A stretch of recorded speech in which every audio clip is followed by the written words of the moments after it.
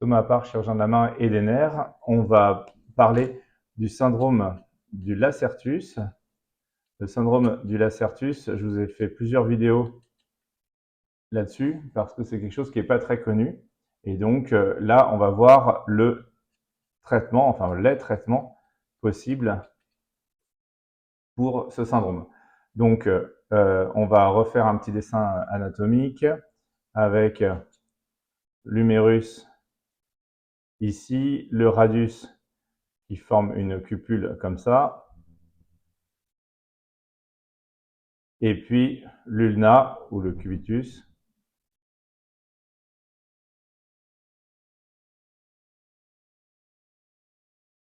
pour former les deux os de l'avant-bras. Donc le tendon du biceps, il s'insère ici sur la tubérosité bicipitale avec le gros muscle ici qui devient tendon ici. Et puis vous avez ce tendon du biceps qui envoie une petite expansion aponévrotique, c'est-à-dire une espèce de fibre comme ça. C'est entre l'aponévrose et un ligament, c'est quelque chose de assez fin. Enfin, ça fait à peu près 3-4 mm d'épaisseur. Et ça s'appelle le lacertus. Donc en fait, au niveau du relief cutané, vous avez ici une convexité, ici une concavité et après les muscles de l'avant-bras. Et quand vous regardez votre coude, il y a souvent une petite concavité ici qui correspond au lacertus fibrosus. Lacertus fibrosus. Ce lacertus fibrosus, il n'a rien demandé à personne, il est tout à fait normal, mais en dessous passe un gros nerf qu'on appelle le nerf médian, parce qu'il est au milieu de l'avant-bras. Donc ce nerf médian, il passe sous le lacertus fibrosus. Quand il est comprimé au niveau du canal carpien ici, on appelle ça le syndrome du canal carpien. Ça, c'est un syndrome qui est beaucoup plus connu. Quand il est comprimé au coude, on appelle ça le syndrome du lacertus. Et vous avez donc le biceps, l'artère du bras qui passe ici. Alors, en échographie, on appelle ça le BAM. Ça veut dire biceps, artère, médian. Alors, le BAM, c'est pour retenir que c'est dans cet ordre-là. Biceps, artère, médian. Et donc, le nerf médian, ici, va être comprimé de manière dynamique par le lacertus fibrosus. C'est-à-dire que quand on va contracter très très fort sa main, eh ben, les muscles ici au niveau de l'avant-bras vont contracter et écraser ce nerf. Et donc on va avoir une compression du nerf médian avec des signes au bout, au niveau des doigts, au niveau du pouce, de l'index, du majeur et possiblement un peu du quatrième doigt, avec une perte de force ici du pouce et de l'index et aussi ici au niveau du poignet. Donc ça, c'est les signes du lacertus fibrosus. Et donc vous avez compris que pour libérer ce nerf, eh ben, il va falloir couper le lacertus fibrosus. Ça, c'est la chirurgie. Et évidemment, une fois qu'on a ouvert le lacertus fibrosus, c'est un peu comme si on avait ouvert le canal carpien.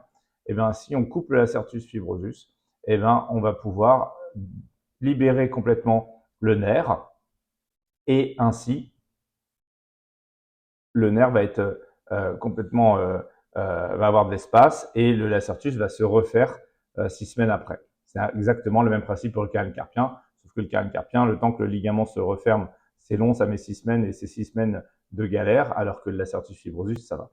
Donc, au niveau des traitements, on a le traitement chirurgical.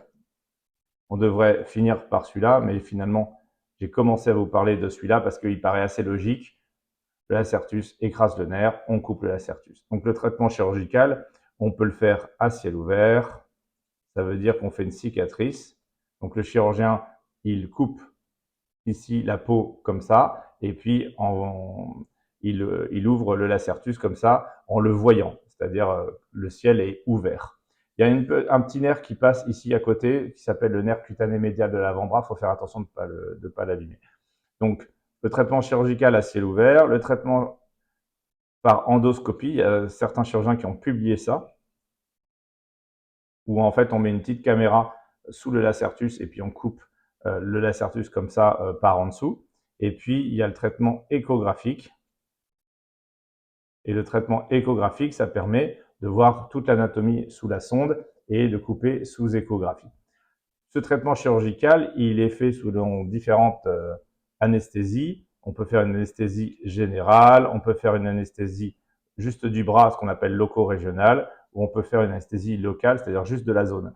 Il n'y a que l'anesthésie locale qui va permettre de voir la récupération de la force pouce, index et poignet. Donc c'est évidemment celle-là qu'on préfère, mais si ce n'est pas possible, eh bien, on utilise les autres types d'anesthésie. Il faut toujours s'adapter. On peut avoir aussi le traitement par infiltration. C'est vraiment comme le canal carpien finalement, hein.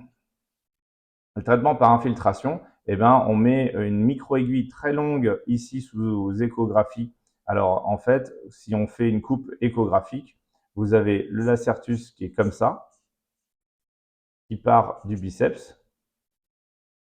Vous avez la grosse artère qui est comme ça. Vous avez le nerf médian qui est comme ça, qui passe sous un gros muscle.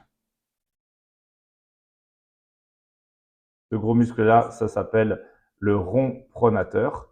Et puis, vous avez en dessous le muscle brachial.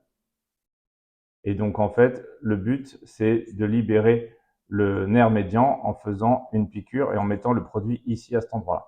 Donc, je répète, c'était peut-être un peu vite. Là, il y a la peau, le biceps, l'artère, le nerf médian qui est ici. Et on met par une aiguille, on infiltre en mettant le produit ici au-dessus du nerf. Donc ça, c'est l'infiltration du syndrome du lacertus. Et puis, il y a évidemment après tout ce qui est repos, que c'est une compression dynamique. Ben, il suffit de mettre au repos le nerf en mettant en repos les muscles. Donc ça, le repos, si jamais c'est un problème de sport, de musique ou un problème de maladie professionnelle répétitif, eh ben, alors on met le bras en repos et puis ça fait du bien.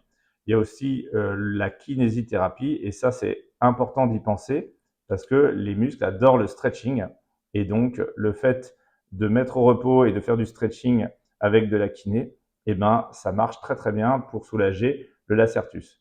Le seul traitement définitif, évidemment, ben, c'est soit de supprimer la cause,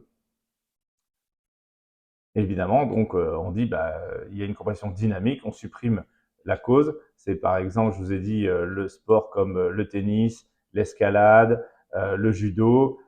Il peut y avoir des sports qui sont plus ou moins fournisseurs de syndrome de Lacertus. Il y a la musique avec des instruments de musique, des positions particulières, ou alors le métier qui crée un syndrome de Lacertus comme les coiffeuses, les esthéticiennes, les carrossiers.